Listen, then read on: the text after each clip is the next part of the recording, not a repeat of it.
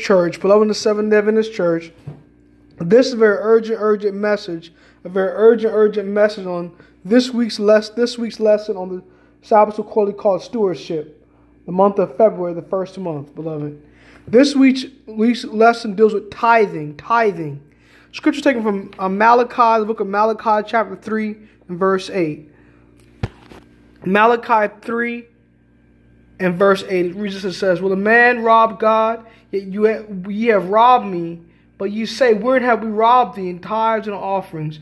Ye are cursed with a curse, for ye have robbed me, even this whole nation. Bring ye all the tithes to the storehouse, that there may be meat in mine house. And prove me now herewith, saith the Lord of hosts, if I will not open you up the windows of heaven and pour you out a blessing, that there should be room enough to receive it." Now, beloved in the Adventist Church, we are required to give 10% of all of our increase to God for tithe. The tithe supports the ministry, supports all the pastors, it pays their salaries within the Seventh-day Adventist Church. It's the tithe funds the pastors. They can preach with strange messages around the world. All the churches can grow and be supported from our central base in North America, North American division, beloved. But the offering supports the local church, supports the evangelism they're doing, local conferences. The church expenses can keep the lights can stay on in the local church. The church desk can be paid off so they can own the church title.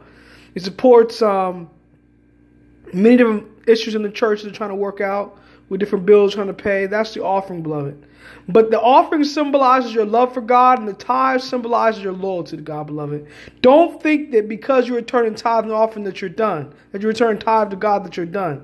If you're not returning offering, don't think that because you're returning tithe to God, that you're done with what you're required to return to God and that you're all right with God. You must also return your offering, because when you return your offering, it symbolizes your deep love for God. The Sabbath School teacher, divine affiliate for State Line 7 of the church, brought it out today. He said, your offering symbolizes your love for God. Your tithe symbolizes your loyalty to God. Look what happened to Ananias and Sapphira in the book of Acts. The book of Acts talks about them. The book of Acts, that's right after the book of John. The book of Acts.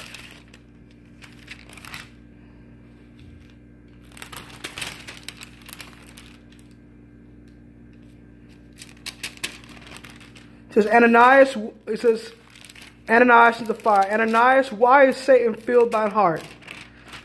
Why have you held back a portion of the goods that you promised to give?" That was Peter's question to Ananias. Ananias, he promised to give God a certain amount in tithe and offering, and he withheld back a portion of it so him and his wife can live comfortably on the rest of the property they had gotten, and he was struck dead. So if you do not return your offering, beloved in the Adventist Church, your 10% for offering after your 10% for tithe that goes to God already for the church, that's already required.